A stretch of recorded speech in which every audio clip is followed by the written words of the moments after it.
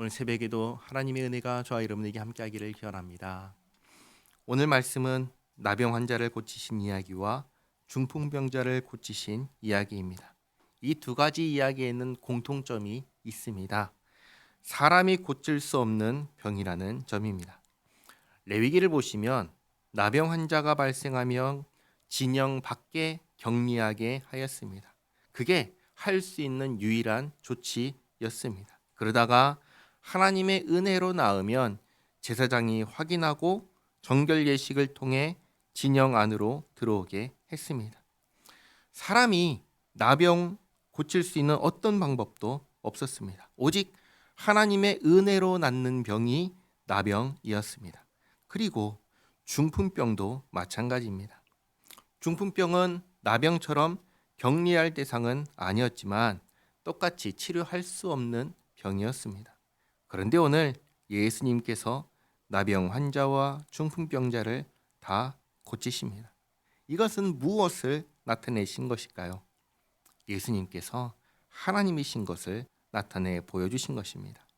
12절 말씀 보시면 예수께서 한 동네에 계실 때에 온몸에 나병 들린 사람이 있어 예수를 보고 엎드려 구하여 이르되 주여 원하시면 나를 깨끗하게 하실 수 있나이다 하니 예수께서 손을 내밀어 그에게 대시며 이르시되 내가 원하노니 깨끗함을 받으라 하신대 나병이 곧 떠나니라.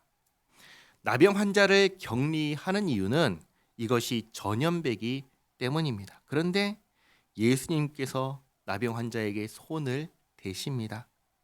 나병이 전염되지 않고 오히려 소멸합니다. 나병 환자가 즉시 나았습니다. 누가 이렇게 할 수 있습니까? 사람이 할 수 없는 일입니다. 하나님만이 하실 수 있는 일입니다. 14절에 예수께서 그를 경고하시되 아무에게도 이르지 말고, 이렇게 이르지 말라고 하신 데에는 이유가 있습니다. 나병 환자가 곤란을 겪게 될 것이기 때문입니다.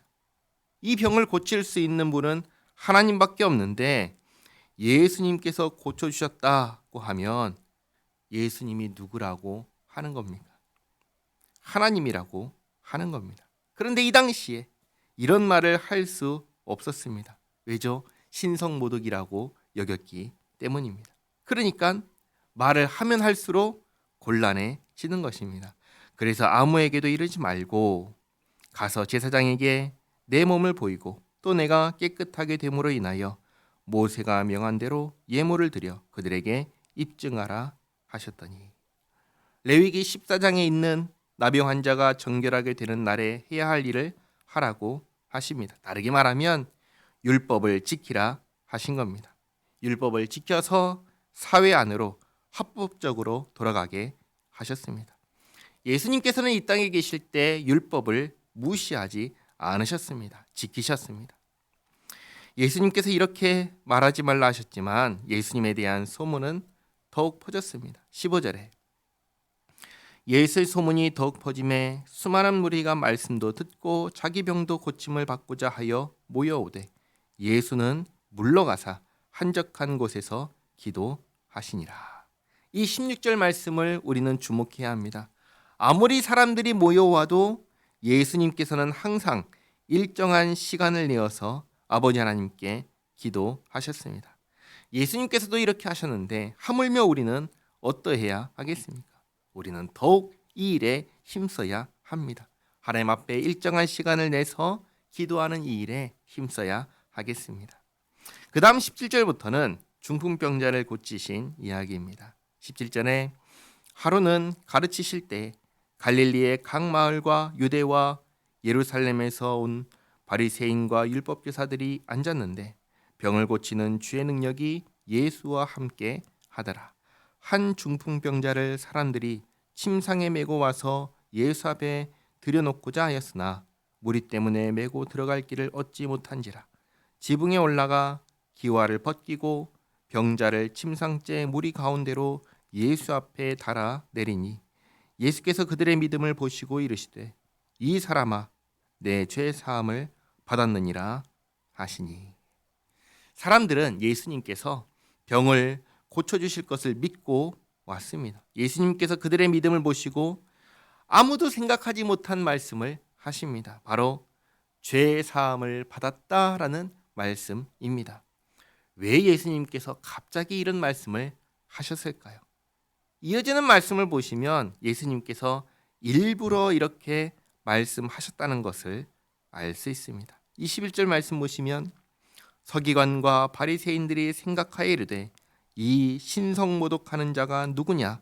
오직 하나님 외에 누가 능히 죄를 사하겠느냐? 이 21절 말씀도 중요합니다. 당시의 사람들은 죄를 사하실 수 있는 분은 하나님밖에 없다고 생각했습니다. 실제로 구약 성경은 하나님께서 죄를 사하신다고 가르쳐 줍니다. 그러면 지금 이 자리에서 예수님은 자신을 누구라고 선언하신 겁니까? 자신을 하나님이라고 선언하신 것입니다. 이것을 눈치채고 이들이 신성모독이다라고 한 것입니다. 22절에 예수께서 그 생각을 아시고 대답하여 이르시되 너희 마음에 무슨 생각을 하느냐? 내 죄 사함을 받았느니라 하는 말과 일어나 걸어가라 하는 말이 어느 것이 쉽겠느냐? 둘 중에 무엇이 쉬울까요? 근데 사실은 이 질문은 잘못된 질문입니다. 왜냐하면 둘 다 불가능하기 때문입니다. 죄 사함을 선언할 수 있는 분은 하나님뿐이십니다. 사람이 이것을 선언하면 신성모독죄로 그 자리에서 돌 맞아 죽을 수 있습니다. 중풍병자에게 일어나 걸어가라 하는 것도 마찬가지입니다. 돌 맞지는 않겠지만 아무리 말한다고 해도 중풍병자는 일어날 수도 걸어갈 수도 없습니다. 그래서 침상죄로 데리고 온 것 아니겠습니까? 그래서 만약에 중풍병자에게 일어나 걸어가라 했을 때 이 사람이 펄떡 일어나 걸어가게 된다면 이 말을 한 사람이 누구라는 것입니까? 하나님이라는 것입니다. 지금 예수님께서는 자신이 죄를 사하는 권세가 있는 하나님이심을 분명하게 알게 하려고 말씀하신 것입니다. 그래서 24절에 그러나 인자가 땅에서 죄를 사하는 권세가 있는 줄을 너희로 알게 하리라 하시고 중풍병자에게 말씀하시되 내가 내게 이르노니 일어나 내 침상을 가지고 집으로 가라 하시매 그 사람이 그들 앞에서 곧 일어나 그 누웠던 것을 가지고 하나님께 영광을 돌리며 자기 집으로 돌아가니 모든 사람이 놀라 하나님께 영광을 돌리며 심히 두려워하여 이르되 오늘 우리가 놀라운 일을 보았다 하니라. 아멘. 모든 사람들의 머릿속에 무슨 생각이 들었을까요? 이 한 가지 질문으로 가득했을 것입니다. 도대체 이 사람은 누구인가? 도대체 이 사람은 누구인가? 하나님밖에 할 수 없는 일을 합니다. 그러나 하나님이라고 할 수는 없었습니다. 가만히 구약 성경을 생각해 보면은 간혹 선지자들이 이런 일을 했습니다. 예를 들면 문둥병자였던 나하만 장군이 선지자 엘리사의 말을 듣고 요단강에서 7번 씻자 병이 나았습니다. 그걸 생각하면서 이 사람 선지자가 아닌가 생각할 수 있습니다. 그런데 그 어떤 구약의 선지자도 죄 사함을 선언한 선지자는 없었습니다. 자신에게 죄 사함의 권세가 있다고 한 선지자도 없었습니다. 서기관과 바리새인이 생각한 대로 죄 사함은 오직 하나님만이 선언하실 수 있는 것이었습니다. 선지자라 할지라도 하나님께 죄를 사하여 주시기를 간구할 뿐이었습니다. 그러니 예수님은 선지자도 아닙니다. 그러면 남은 것은 사람이 되신 하나님이라는 것인데 이들 눈에 예수님은 무엇으로 보였을까요? 그저 사람으로밖에 안 보였습니다. 하나님이라고는 도무지 생각할 수가 없었습니다. 그래서 머릿속에 가득한 질문이 바로 이겁니다. 도대체 이 사람은 누구인가? 우리는 알죠. 예수님은 누구십니까? 하나님의 아들이십니다. 사람이 되신 하나님이십니다. 그러면 하나님께서 왜 사람이 되셨습니까? 우리를 죄에서 구원하기 위해서 사람이 되셨습니다.